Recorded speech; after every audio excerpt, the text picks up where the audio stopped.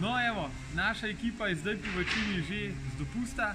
Verjamem, da ste tudi vi že po večini z dopusta, dali smo čez prvi šolski dan, tako da tisti, ki imate otroke, ste sigurno že doma, mogoče še kakšen teden podaljšate.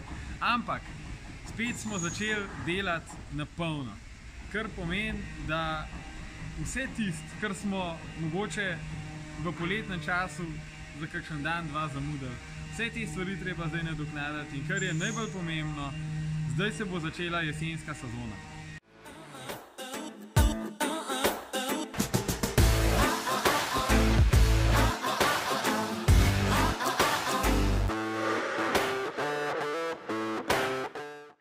Kaj pa za gradbeništvo pomeni jesenska sezona?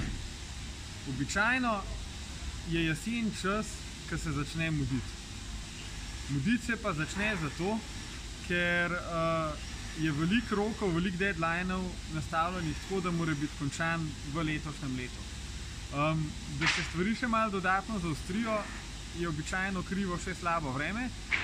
Vsi upamo, da nam bo september, oktober, november postregel z lepim vremenom, ni pa nujno, lahko da je cel mesec dež in se vse stvari za en mesec zamaknejo, kar je lahko usodno tudi za vaš projekt, če ga želite letos narediti. Kar hočem povedati,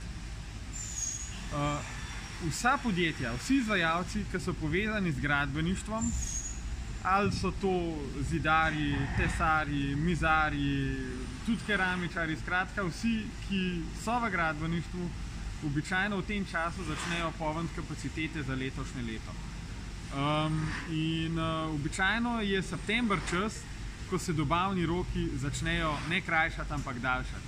Ampak september je hkrati tudi čas, ker še lahko tisti, ki imate namen letos narediti, izpeljate projekt, pa si rezervirate termine pri vaših izvajalcih. To naj bo kot eno prijazno opozorilo, pa upam, da vam bo dal to tisti zadnji jeziček na tehtnici, da končno naredite akcijo. Za lepotico, kakor je tale kubi hiška, ki je by the way še v izdelavi, je trenutno rok dobave, ali pa če rečem, da se polnejo termini za mesec oktober. Tako da ni še take krize, lahko se pa v 2 tednih situacija čisto obrne na glavo. No, in še nauk današnje zgodbe, kdor jezika špara, termina strada.